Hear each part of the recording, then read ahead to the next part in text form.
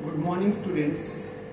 आज हम लोग क्लास 10 का 8वां पाठ त्रिकोणमिति का परिचय इसका हम लोग अध्ययन करेंगे। त्रिकोणमिति का परिचय पाठ को शुरू करने से पहले जो कुछ शुरुआती बिंदुएं हैं पहले हम उनके विषय में एक बार फोकस करेंगे। जैसा कि आप क्लास 9th में त्रिकोणमिति में कुछ जो पाइथागोरस का थ्योरम है उसके विषय में आप लोग पढ़ें, तो सबसे पहले हम लोग क्या करेंगे कि पाइथागोरस का जो थ्योरम है उसको हम लोग एक बार रिवाइज करेंगे। जैसा कि आप लोग जानते हैं कि पाइथागोरस थ्योरम जो है एक समकोण त्रिभुज में इसका वर्णन किया गया है। एक समकोण त्रिभुज, मान लीजिए कि समकोण त्रिभुज है ABC जो कोण B पे 90 डिग्री है। अब आज इसमें देख रहे हैं कि समकोण त्रिभुज की तीन भुजाएं AB, BC और AC है। तो इसमें जो सबसे लंबी भुजा होती है वो कर्ण होता है जिसका संकेत H होता है, जिसको हम लोग इंग्लिश में हाइपोटेन्यूस बोलते हैं। इसी प्रकार जिस भुजा पर त्रिभुज खड़ा है वो BC है, तो इसको हम लोग आधार बोलते हैं, जिसको हम लोग इंग्लिश में बोलते हैं बेस, और इसका संकेत B। इसी प्रकार जो तीसरी भुजा AB है इसका संकेत, इसको हम लोग लंब बोलते हैं, और इंग्लिश में लंब को बोला जाता है परपेंडिकुलर। इसका संकेत होता है क्या? तो समकोण त्रिभुज की तीन भुजाओं ABC में कर्ण, लंब और आधार, ये तीन जो हैं इसका कैसे सूत्र जो निकाला गया है, इसको कैसे इसका वैल्यू निकालेंगे हम लोग, यही जो है पाइथागोरस थ्योरम में बताया गया है। तो जो पाइथागोरस थ्योरम है, पाइथागोरस जो थ्योरम है इसमें क्या बताया गया है ये हम लोग जानेंगे। तो पाइथागोरस थ्योरम में कर्ण, लंब और आधार ये तीनों का सूत्र निकालने की जानकारी दी गई है। जैसे सबसे लंबी भुजा जो कर्ण है, कर्ण सबसे लंबी भुजा, इसका संकेत H होता है। कर्ण बराबर सूत्र हो जाता है क्या?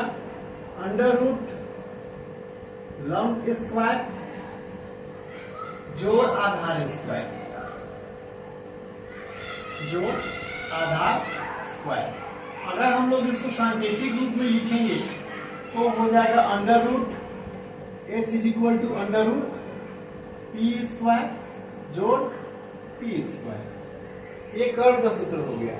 इसी प्रकार दूसरी जो भुजा है लंब, अगर वो हमको निकालना है तो पाइथागोरस ने दिया था लंब के लिए सूत्र जो दिया था P is equal to under root H square यानी कर्ण स्क्वायर माइनस आधार स्क्वायर, आधार स्क्वायर। अगर इसका हम लोग सांकेतिक रूप में लिखेंगे तो P इज इक्वल टू हो जाएगा H under root H square minus D square. इसी प्रकार जो तीसरा सूत्र है वो है हम लोग का आधार। आधार का संकेत मैं पहले ही बता चुका हूं, B होता है। तो B बराबर फॉर्मूला क्या है हमको? अंडर रूट कर्ण स्क्वायर माइनस लंब स्क्वायर, कर्ण स्क्वायर माइनस लंब स्क्वायर। संकेत के रूप में अगर हम लोग लिखेंगे तो B इज इक्वल टू हो जाएगा under root H square minus P square.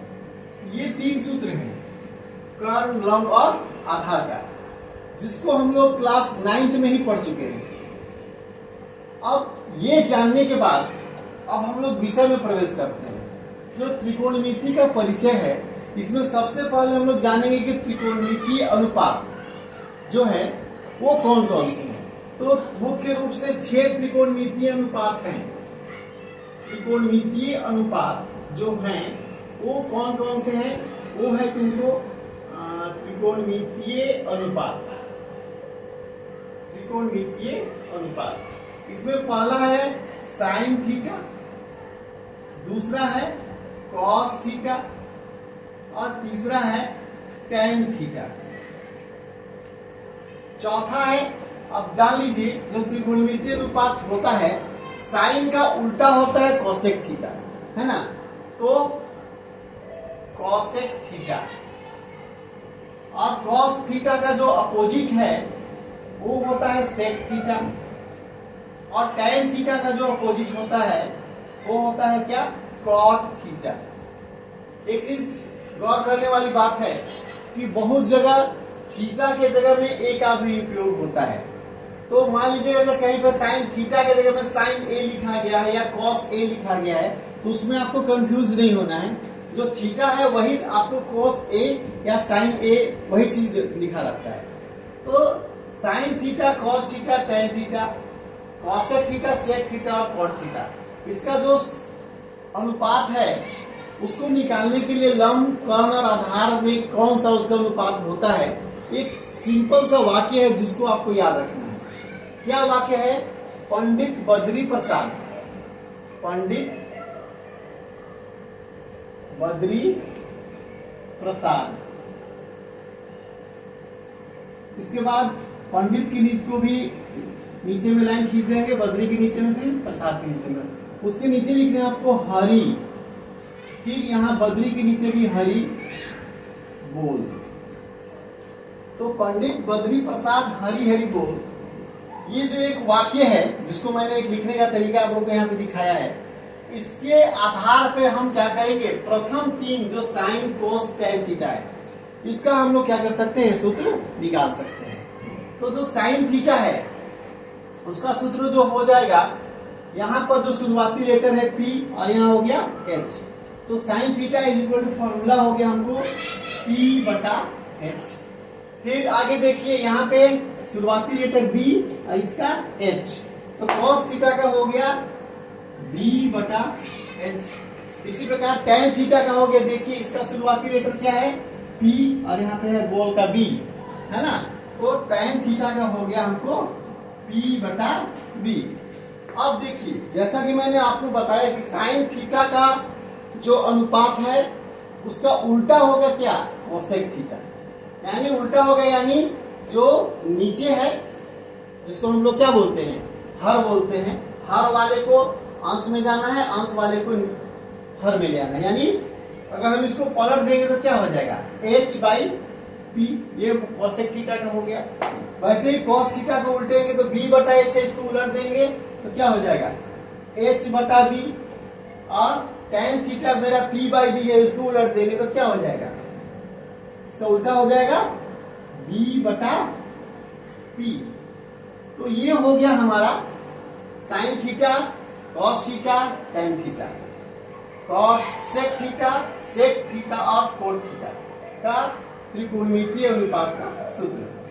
अब यहाँ पे ये जो 6 सूत्र दिए गए हैं, इन 6 सूत्रों की सहायता से ही हम क्लास 10 का जो त्रिकोणमितीय परिचय है उसका जो फर्स्ट एक्सरसाइज है 8.1, वो हम लोग इसी के आधार पर क्या करेंगे, बनाएंगे, जिसको हम लोग अगले क्लास में देखेंगे।